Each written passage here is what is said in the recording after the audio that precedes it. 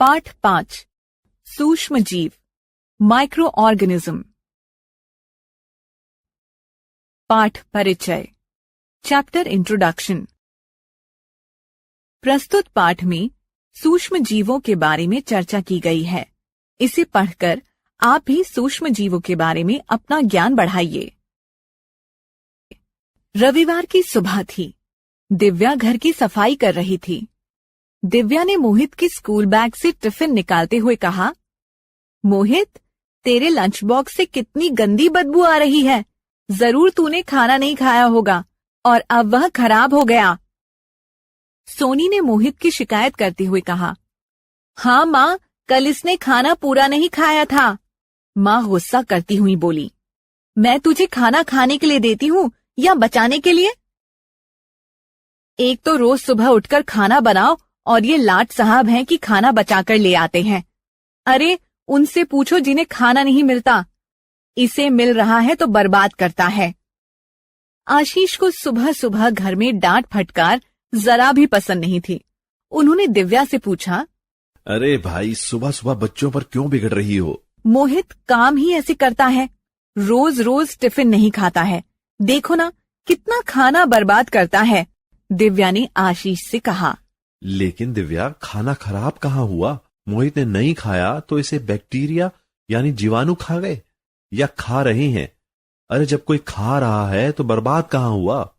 आशीष ने हंसते हुए कहा, तुम तो जब देखो बच्चों की तरफदारी करते हो। तुम्हारी इसी आदत से ये सारे काम अपनी मर्जी से करते हैं। भाई मैं तो चली घर का काम निपटाने, इन्हें तुम ही संभालो। दिव्या ने किचन में जाते हुए कहा। माँ के जाने पर मोहित तो खुश था कि चलो डांट से बचा, लेकिन उसे बैक्टीरिया की बात समझ नहीं आई थी।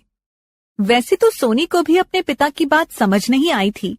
उसने सोचते हुए पूछा, पिताजी, अगर बैक्टीरिया मोहित का खाना खा रहे हैं तो हमें खाते हुए दिखते क्यों नहीं?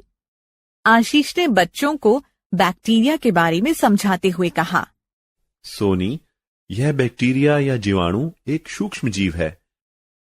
यह इतना छोटा होता है कि हमारी आंखों को नहीं दिखाई देता। तो फिर हम इन्हें किस प्रकार देख पाते हैं? मोहित ने उत्सुकता से पूछा। मोहित की बात का जवाब देते हुए आशीष ने कहा, मोहित, इन बैक्टीरिया को माइक्रोस्कोप यानी सूक्ष्मदर्शी की सहायता से देखते हैं।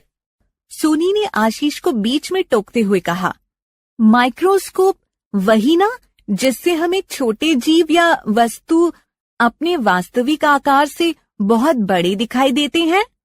आशीष ने सोनी को शाबाशी देते हुए कहा, सोनी, सूक्ष्मदर्शी की सहायता से हम किसी भी वस्तु को उसके वास्तविक आकार से बहुत बड़े रूप में देख सकते हैं। इससे हम बैक्टीरिया को भी देख सकते हैं। सूक्ष्म जीव एक कोशिका वाले जीव होते हैं। इनके आकार का अंदाजा तुम सब इसी बात से लगा लो कि ऑलपिन के किनारे यानी घुंडी पर करीब 20,000 जीवाणु आ सकते हैं। मोहित ने हैरानी से कहा, एक ऑलपिन की घुंडी पर 20,000 जीवाणु? अब तो इनका नाम सूक्ष्म जीव ठीक ही है। वाकई बहुत ही छोटे होते हैं ये सूक्ष्म जीव। सोनी को सूक्ष्म जीवों के बारे में जानना अच्छा लग रहा था। उसने अपने पापा से पूछा, लेकिन ये सूक्ष्म जीव रहते कहाँ हैं?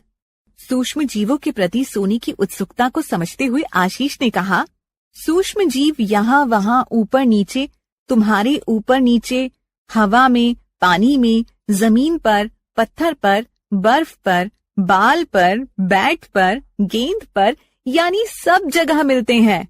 मोहित ये सोच रहा था कि सूक्ष्म जीव सभी जगह है, तो फिर सब जगह से बदबू क्यों नहीं आती, जैसे कि कभी कभी उसके टिफिन से आती है।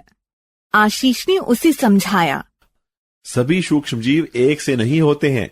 सभी के गुण अलग अलग हैं। जैसे कुछ बैक्टीरिया सिर्फ हानि पहुंचाते हैं, तो कुछ लाभ और कुछ स्थान और वातावरण के अनुसार गुण प्रदर्शित करते हैं। जैसे जब एक प्रकार के बैक्टीरिया हमारे पेट में होते हैं तो खाना पचता है,